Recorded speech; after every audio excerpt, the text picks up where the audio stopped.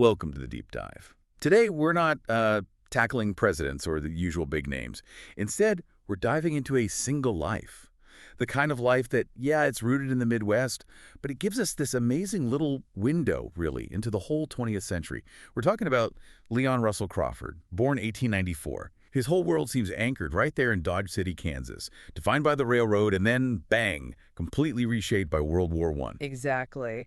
And for this dive, we've got, well, a really fantastic set of sources to work with. We've got comprehensive reports, but also those really satisfying little details. Census records, military papers, local newspaper bits that put them right in the middle of things. Right. So our mission here is to take this really well-documented life and pull out what it actually tells us. What does the steadiness of a guy like Leon reveal about, well, the culture, the resilience, maybe the industrial backbone of the American heartland? And yeah, we start right there in Kansas. Leon was born February 6, 1894 in Newton. And we know that for sure because of the local paper. The Daily Republican in Newton, they ran this tiny announcement just 3 days later. It just says, "Born to Mr. and Mrs. J. Crawford of Allison Street, a son."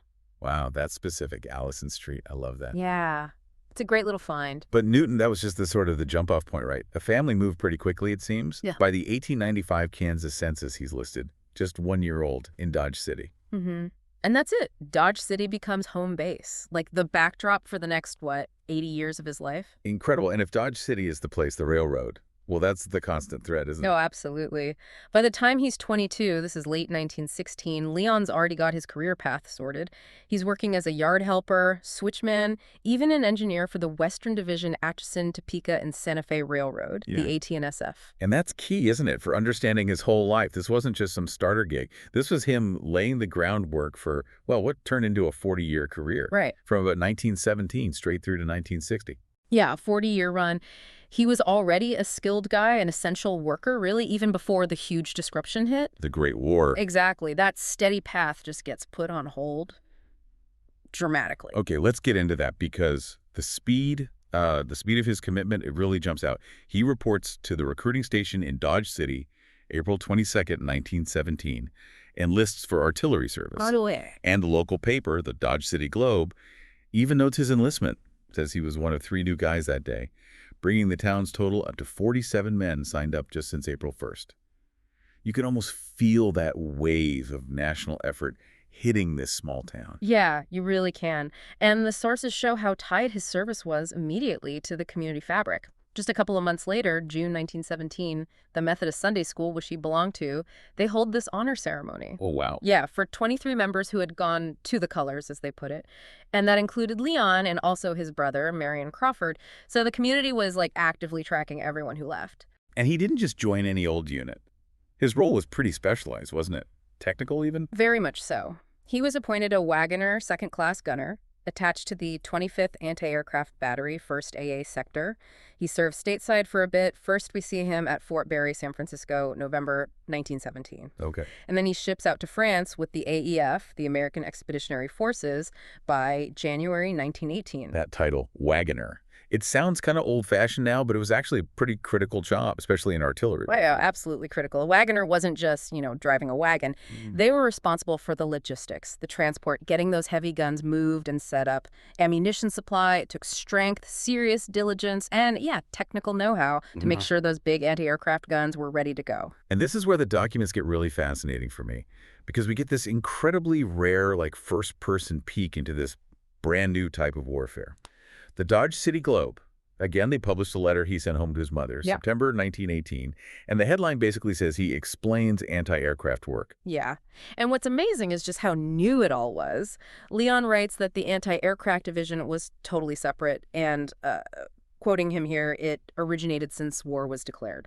So he knew he was right on the cutting edge of military tech for that time. And he gets specific about the gear, too. Yeah. He mentions working on French 75s. Right, the famous French 75mm field gun. Yeah, and he talks about how effective they were. Yeah. Says they were easily loaded and could be fired very rapidly. Now, here's what I think is a really crucial insight.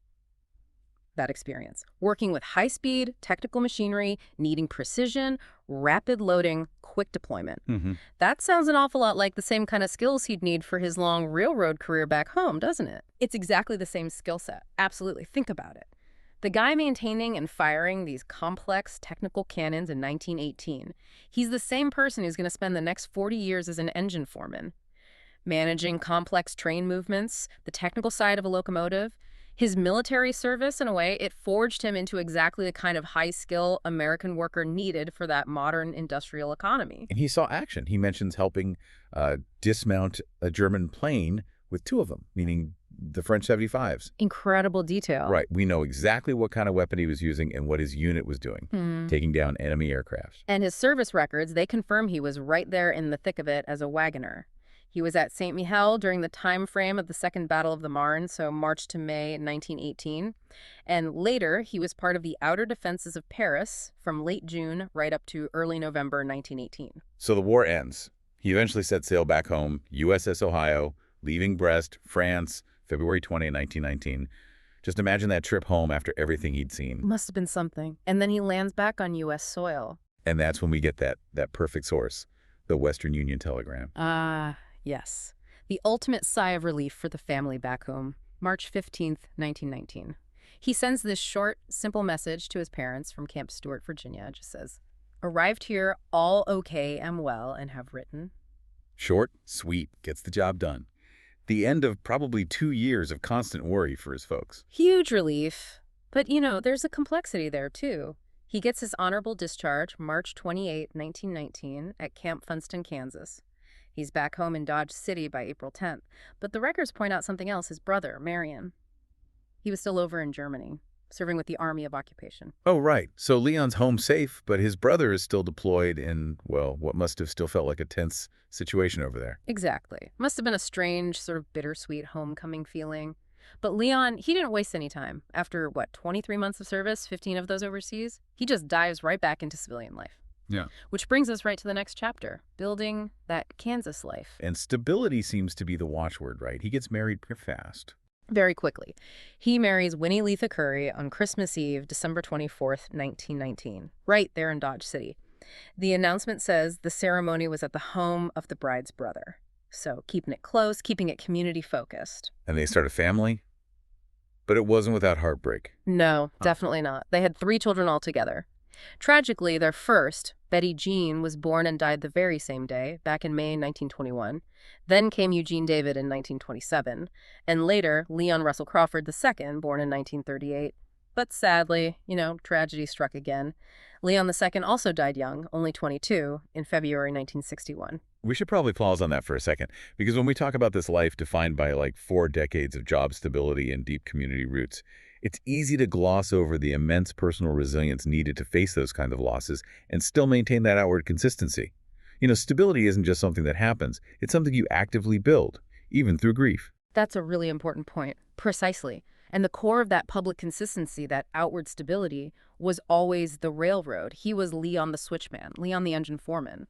When we look at those census records over the years, we're not just seeing dates and job titles, we're seeing the economic anchor for his family, right through some major national crises. Yeah, look at the 1930 census, the 1940 census. Sure. He's listed consistently, 18SF Railway. Those years, that's the absolute pit of the Great Depression and then the run-up to World War II. Think about it. Millions of Americans were losing jobs, moving constantly looking for work. And Leon Crawford holds onto this essential, skilled position for over a decade in one town, living first on Avenue G, later at 911 2nd Avenue. That job wasn't just, a paycheck. It was like a fortress of stability. For his family, sure, but also for Dodge City during the worst economic times the country had seen. The kind of resilience and sense of duty needed to keep doing that job day in and day out through the Depression. We really can't overstate that. And that dedication, that long-haul commitment, it was eventually celebrated when he retired. He finally stepped down from the Santa Fe Railway on May 13, 1960. The Dodge City Globe even ran an article about it, had a photo of him stepping off a locomotive with his workmates. After more than 40 years, from yard helper to veteran engine foreman, the whole arc. But his sense of duty, it didn't just end when he clocked out for the last time at the rail yard. It just sort of shifted, really entirely into his civic life, his church life, which is almost as remarkable as the length of his career.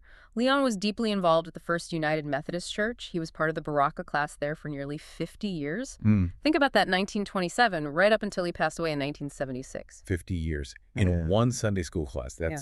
That's incredible dedication. Yeah. And he kept up other strong community ties too, didn't he? Reflecting his past service. Absolutely. He was a longtime member of the local VFW post, active in Masonic groups like St. Bernard Lodge number 222. And professionally, even after retiring, he was recognized. He got his 50-year veteran's emblem from the Brotherhood of Railroad Trainmen. So it paints this picture of someone who didn't just work in Dodge City. He was completely woven into the fabric of the community through his faith, his job, his military service history, every angle, really. Yeah, every possible avenue. And that deep commitment, it seems it was mirrored in his marriage, too.